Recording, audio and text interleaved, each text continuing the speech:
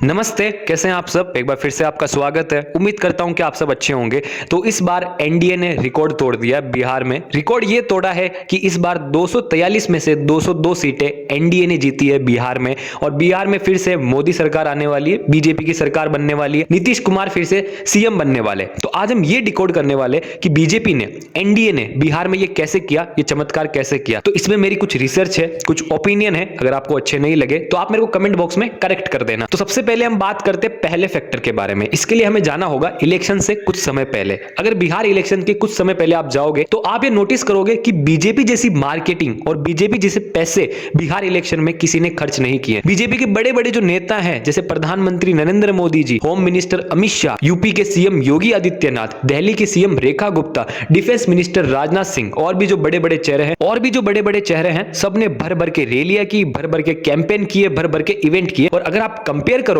Opposition की पार्टियों को, महागठबंधन को, तो किसी ने इतनी भर भर के, इतनी तगड़ी रैलियां नहीं की। और यहां पर एक बीजेपी के पास बेनिफिट भी है। बेनिफिट यह है कि बीजेपी के पास बहुत बड़े बड़े चेहरे हैं, वो बड़े बड़े चेहरे क्रिएट करती है। अगर आप देखोगे बीजेपी में अमित शाह है, नरेंद्र मोदी जी है, अगर आप देखोगे यूपी के सीएम योगी आदित्यनाथ है, और ऐसे ही बीजेपी क्रिएट करती है बड़े चेहरे। और अगर आप नोटिस करोगे तो मध्य प्रदेश में अभी बीजेपी जीती थी तो सबको लगा था कि शिवराज सिंह चौहान जो है वो फिर से सीएम बनेंगे, लेकिन बीजेपी ने सीएम किसको बनाया? मोहन यादव को। क्यों? क्योंकि एक बड़ा चेहरा और क्रिएट करना था उनको। तो नेक्स्ट बार जब इलेक्शन होंगे तो उनके पास मध्य प्रदेश में दो बड़े चेहरे होंगे, शिवराज सिंह चौहान और मोहन यादव। और अब हम आते हैं दूसरा फैक्टर पे। देखो, दूसरा फैक्टर जो है ये मेरे को पहले फैक्टर से भी बड़ा लगता है। दूसरा फैक्टर ये है कि इलेक्शन से कुछ समय पहले दोनों पार्टियों ने भर भर के वादे किए थे।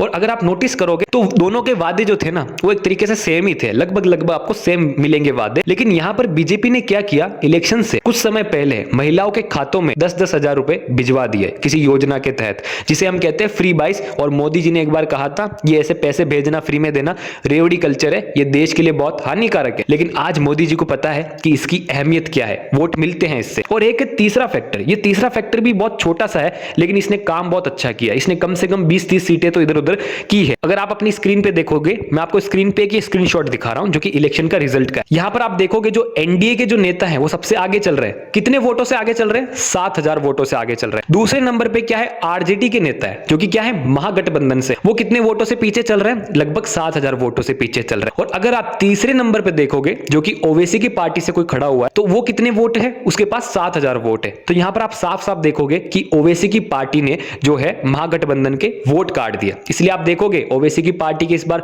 5 सीटें आई है, जबकि जो कांग्रेस है उसी की सिर्फ 6 सीट आई है। तो यहां पर क्या हुआ कि ओवैसी ने और कुछ छोटी मोटी पार्टियां हैं जिन्होंने क्या किया, महागठबंधन के वोट काट दिया। और ऐसा क्यों? क्योंकि ऐसा, देखो मैं आपको एक लोगों की सोच बताता हूं। बीजेपी ने इन्वायरमेंट क्या क्रिएट किया हुआ है कि जो मुस्लिम होते हैं ना, वो मोस्टली बीजेपी को वोट नहीं करते। ऐसा इन्वायरमेंट क्रिएट किया हुआ है। तो उसी के चलते जो लोग जैसे बीजेपी को वोट नहीं करेंगे मुस्लिम, तो वो क्या करते हैं, कांग्रेस को वोट करते हैं। लेकिन अब ओवैसी जी की पार्टी खड़ी हो गई तो वो ओवैसी को वोट कर रहे हैं मोस्टली। और उससे क्या हुआ कि ओवैसी तो महागठबंधन के साथ है नहीं, तो क्या हुआ, महागठबंधन के वोट कट गए। और ऐसे बहुत सी छोटी मोटी पार्टियां जिन्होंने वोट काट दिए। और यहां पर आता है चौथा फैक्टर जो कि है तुरुम का इक्का। और तुरुम का इक्का है नीतीश कुमार जी की पार्टी और नीतीश कुमार जी जो कि क्या है, एनडीए के साइड है, तो उनको भी अच्छी खासी सीट मिली। तो ये सब जो मैंने फैक्टर बताए, इसमें कुछ मेरे ओपिनियन है, कुछ मेरी रिसर्च है, और कुछ मैं जानता हूं जिन बहुत से लोगों से मैंने बात करी वो है। और अगर आपको लगती है कि इनके अलावा और कोई फैक्टर है या मेरे किसी फैक्टर में गलती है, तो आप कमेंट बॉक्स में जरूर बताना कि आपको क्या लगता है कि और कौन से फैक्टर हो सकते हैं। और वैसे छोटे मोटे बहुत सारे फैक्टर्स होंगे,